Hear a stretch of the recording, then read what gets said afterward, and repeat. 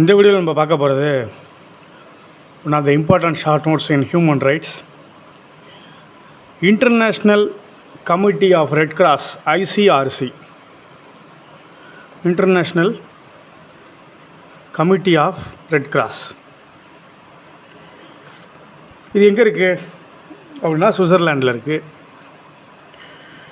இது ஒரு private humanitarian organisation. It is a private humanitarian organisation. இது ஒரு தனியார் அமைப்பு. இந்த ICRCங்கிறது ஒரு தனியார் அமைப்பு.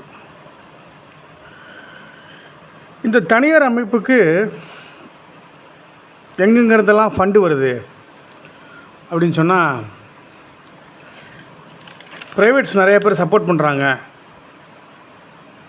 டொனேஷன் கொடுத்து ஸ்பான்சர்ஷிப் கொடுத்து சப்போர்ட் பண்ணுறாங்க. ரெட் கிராஸ் அப்படிங்கிற நேம் வந்து இதுக்கு எப்படி வந்துச்சு அப்படின்னு சொன்னால், அண்டர் கிறிஸ்டியன் ஸ்பான்சர்ஷிப். கிறிஸ்டியன் கண்ட்ரீஸில் ரெட் கிராஸ் அப்படிங்கிறாங்க, ரெட் கிரசன்ட் அப்படின்னு முஸ்லீம் கண்ட்ரீஸில் சொல்கிறாங்க. ரெட் கிரசன்ட் அப்படிங்கிறது முஸ்லீம் கண்ட்ரியில் சொல்கிறாங்க. சரி, இப்போ இதோட நோக்கம் என்ன? இந்த ICRCயோட நோக்கம் என்ன? Main aim to protect the lives and dignity of victims of armed conflict and other violences.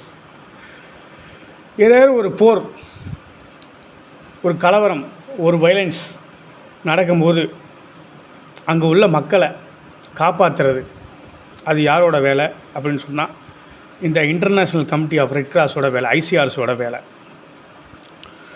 Protecting victim in conflict, அது ரொம்ப முக்கியம். இந்த ICRCயோட பிரசிடெண்ட்டாக யார் இருக்கா தற்போது அப்படின்னு கேட்டிங்கன்னா, Mirjana Spoljaric Egger. Full name Mirjana Spoljaric Egger. இந்த ICRC ஆரம்பிக்கப்பட்ட ஆண்டு 1863 பிப்ரவரி மாதம் 17ஆம் தேதி 1863 அன்னைக்கு இந்த ICRC ஆரம்பிக்கப்பட்டது. இந்த ICRCயோட மெயின் எய்ம்னு சொல்லிட்டேன், to protect the lives and dignity of the victims of the armed conflict and other violences. போரில் ஒருத்தர் காயமடைஞ்சாங்க, இல்லை போரில் வேறு ஒருத்தவங்க பாதிக்கப்பட்டாங்க, whether he is a enemy or friend, அது மேட்ரு கிடையாது. ஆனால் அவங்கள காப்பாற்றணும் அப்படிங்கிறது தான் ஒரே நோக்கம். காப்பாற்றுறது மட்டும் இல்லாமல் அவங்களுக்கு மெடிக்கல் எய்டு கொடுக்கணும். அவங்களுக்கு வீடு இல்லை, இது இல்லைன்னா, ஃபுட்டு இல்லை அப்படின்னு சொன்னால் அதை சப்ளை பண்ணுவாங்க. மெடிக்கல் அசிஸ்டன்ஸ் அதுதான் ரொம்ப முக்கியம். ரைட். ஒரு ஸ்விஸ் ஹியூமானிட்டேரியன் ஜீன் ஹென்றி அப்படின்னு ஒருத்தர் இருந்தார். ஜீன் ஹென்றி அவர் தான் இதுக்கு விதை போட்டவர். 1859 இந்த international committee of red cross தொடங்குறதுக்கான விதையை போட்டவர் ஜீன் ஹென்றி. அவர் ஸ்விஸ் ஹியூமானிட்டேரியன். அவர் இந்த கமிட்டி ஆரம்பிக்கிறதுக்கு முன்னாடி என்ன பண்ணுறாரு, ஒரு குரூப் ஆஃப் பீப்புளை சேர்த்துக்கிட்டு இந்த மாதிரி போரில் பாதிக்கப்பட்டவங்களுக்கு உடனடியாக மெடிக்கல் அசிஸ்டன்ஸை கொடுக்குறாரு, எய்டை கொடுக்குறாரு. ஆஸ்திரியாவுக்கும் ஃப்ரான்ஸுக்கும் போர் நடக்குது. அந்த போரில் பாதிக்கப்பட்ட மக்களுக்காக இவர் போய் உதவி செய்கிறாரு. அவங்க காயம் ஏற்பட்டுச்சுன்னா அந்த காயத்துக்கு என்ன பண்ணுறாரு, மெடிக்கல் எய்டு கொடுக்குறது யாரோட வேலை அப்படின்னா, அப்போ யார் செஞ்சுருக்கா இது அப்படின்னா ஜீன் ஹென்றி தான் செஞ்சுருக்காரு, ஒரு குரூப் ஆஃப் பீப்புளை சேர்த்துக்கிட்டு. அவர் பின்னாக்களில் 1862 ஒரு புக் எழுதுகிறாரு. 1862 ஒரு புக் எழுதுகிறார். அந்த புக்கில் voluntary relief societies on all the country, ஒரு வாலண்டரி ரிலீஃப் சொசைட்டியை ஏற்படுத்தணும் உலகம் முழுக்க அப்படின்னு சொல்லி அந்த புக்கில் சொல்கிறார். ரைட். இந்த ரெட் கிராஸ் வந்ததுக்கப்புறம், ICRC வந்ததுக்கப்புறம் 1863 அப்புறம் தான் ஜெனீவா கன்வென்ஷன் வருது. 1864 நமக்கு தெரியும் அந்த வார் டைமில் எப்படி வந்து ட்ரீட் பண்ணணும் விக்டிம்ஸை அப்படின்னு ஜெனீவா கன்வென்ஷன் சொல்லுது. ஃப்ரெண்டாக இருந்தாலும் சரி, எனிமியாக இருந்தாலும் சரி, அவங்கள வந்து டேக் கேர் பண்ணிக்கணும் யாரேனும் அந்த போரில் வந்து காயமடைஞ்சால் அவங்களுக்கு உடனே மெடிக்கல் அசிஸ்டன்ஸை கொடுக்கணும் அப்படின்னு சொல்கிறாங்க. இது ஜெனீவா கன்வென்ஷன் சொல்லுது. இதே தான் இந்த இன்டர்நேஷ்னல் கமிட்டி ஆஃப் ரெட் கிராஸும் சொல்லுது, ஐசிஆர்சியும் சொல்லுது. ரைட். ஐசிஆர்சிங்கிறது ஒரு நியூட்ரல் இண்டிபெண்டன்ட் பாடி, ஒரு நியூட்ரல் இண்டிபெண்டன்ட் பாடி. அது ஹியூமானிட்டேரியன், மனித குலத்துக்கு ஏதேனும் பிரச்சனை ஏற்பட்டால் அது தலையிடும். இந்த மாதிரி போர் வந்து ஏதேனும் பிரச்சனை அப்படின்னு சொன்னால் அது தலையிடும். இன்டர்நேஷ்னல் கான்ஃப்ளிக்ட்லேயும் அது தலையிடும் ICRC. Right. Objective of ICRC, main objective என்ன? To help all victims of war and internal violence attempting to ensure implementation.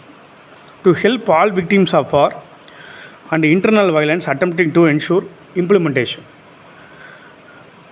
போரில் பாதிக்கப்பட்ட எல்லாருக்கும் உதவி செய்யணும் அப்படிங்கிறது தான் இதோட முதல் நோக்கம். அதுக்கப்புறம் வீக்கை வந்து சேஃப்கார்ட் பண்ணுறது தான் இதோட இன்னொரு கோல். போரில் அடிபட்டிருக்காங்க,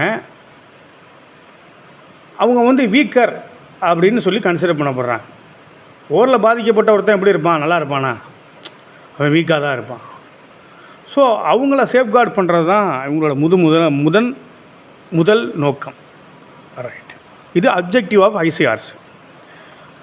அந்த ஸ்ட்ரக்சர் அப்படின்னு பார்த்தோம்னா, ஸ்ட்ரக்சர் ஆஃப் ஐசிஆர்சி எப்படி இருக்குது அப்படின்னு சொன்னால், இன்டர்நேஷ்னல் கமிட்டி வந்து ஒரு டிபெண்டன்ட் கவுன்சில். இந்த ஐசிஆர்சியில் ஒரு இன்டர்நேஷ்னல் கமிட்டி இருக்குது, அது டிபெண்டன்ட் கவுன்சில் அப்படின்னு சொல்கிறாங்க. அதில் 25 ஸ்விஸ் மெம்பர்ஸ் இருக்காங்க. சுவிட்சர்லாண்டை சேர்ந்த உறுப்பினர்கள் 25 பேர் இருக்காங்க அப்படிங்கிறாங்க. இந்த ரெட் கிராஸில் இன்டர்நேஷ்னல் கமிட்டின்னு ஒன்று இருக்குது, லீக் ஆஃப் ரெட் கிராஸ்னு ஒன்று இருக்குது, ரெட் கிரசன்ட் சொசைட்டின்னு ஒன்று இருக்குது, நேஷ்னல் ரெட் கிராஸ்னு ஒன்று இருக்குது. இந்த ரெட் கிராஸில் 4 விஷயம் இருக்குது. இன்டர்நேஷ்னல் கமிட்டின்னு ஒன்று இருக்குது, லீக் ஆஃப் ரெட் கிராஸ்னு ஒன்று இருக்குது, ரெட் கிரசன்ட் சொசைட்டி அப்படின்னு ஒன்று இருக்குது, நேஷ்னல் ரெட் கிராஸ் அப்படின்னு ஒன்று இருக்குது. இதில் தான் இன்டர்நேஷ்னல் கமிட்டி தான் ஒரு இண்டிபெண்டன்ட் கவுன்சில். அதில் 25 சுவிட்சர்லாண்டை சேர்ந்த மெம்பர்கள் இருக்காங்க அப்படின்னு சொல்கிறாங்க. இவங்கெல்லாம் என்ன பண்ணுவாங்க? ஒரு போர் நடக்குது அப்படின்னு சொன்னால் அந்த வார் கேம்பில் போய் பாதிக்கப்பட்டவங்கள சந்திக்கிறது, அவங்களுக்கு மெடிக்கல் எய்டை கொடுக்கறது, ஒரு ரிலீஃப் சப்ளை பண்ணுறது, ஃபுட்டு தேவைப்பட்டாலோ, கிளாத்ஸ் தேவைப்பட்டாலோ, மெடிக்கல் அசிஸ்டன்ஸ் தேவைப்பட்டாலோ கொடுக்கறது. அதுதான் இவங்களோட வேலை. ரிலீஃப் டு விக்டிம்ஸ், அதான் கோல், மெயின் கோல் அதான், ரிலீஃப் டு விக்டிம்ஸ். சரி, இதோட ஆக்டிவிட்டி என்ன, செயல்பாடுகள் எப்படியெல்லாம் இருக்குது? ஏற்கனவே சொன்ன மாதிரி தான். Being A humanitarian agency, the red cross has national affiliates in almost every country in the world. உலகம் முழுக்க இந்த சேவை புரிகிறவங்க இருக்கிறாங்க. எங்கே போர் நடந்தாலும் ரெட் கிராஸ் அங்கே போய் நிற்கிது. ஏன்னா அது ஒரு ஹியூமானிட்டேரியன் ஏஜென்சி. ஃபஸ்ட் எய்ட் கொடுக்குறதா இருக்கட்டும், ஆக்சிடெண்ட்டை ப்ரிவென்ட் பண்ணுறதா இருக்கட்டும், ஒரு வாட்டர் சேஃப்டியாக இருக்கட்டும், அந்த மெடிக்கல் அசிஸ்டன்ஸ் கொடுக்குற நர்சஸை ட்ரெயின் பண்ணுறதா இருக்கட்டும், இதிலெல்லாம் ஐசிஆர்சி வந்து ஒரு மெயின் ரோலை ப்ளே பண்ணுது அப்படின்னு சொல்கிறாங்க. ரைட். இதெல்லாம் ஆக்டிவிட்டி ஆஃப் ஐசிஆர்சி அப்படின்னு சொல்கிறாங்க. அப்புறம் மற்ற ஆர்கனைசேஷன்ஸ் இருக்கும்ல, ஹியூமானிட்டேரியன் ரிலேட்டடாக வேறு ஆர்கனைசேஷன்ஸ் இருக்கும். அந்த ஆர்கனைசேஷனை தொடர்பு வச்சுக்கிட்டு எப்படியெல்லாம் இதை வந்து செயல்படுத்தலாம் ஒரு விஷயத்தை அப்படின்னு டிஸ்கஸ் பண்ணுறதை அந்த ஐசிஆர்சி மேற்கொள்ளுது. திருப்பி சொல்கிறேன், ஐசிஆர்சி என்று தொடங்கப்பட்டதுன்னா 1863. ஓகேவா? இது ஒரு private humanitarian organisation. Main aim என்ன அப்படின்னா, protecting victim in conflict or during the war. ஓகேவா? இதை நீங்கள் புரிஞ்சுக்கணும். சுவிட்சர்லாண்டில் தொடங்கப்பட்டது. ஓகேவா? 4 மார்க்குக்கு உங்களுக்கு யூஸ்ஃபுல்லாக இருக்கும். ஸ்டடியில் ஃபாலோ பண்ணுங்கள், சப்ஸ்கிரைப் பண்ணுங்கள்.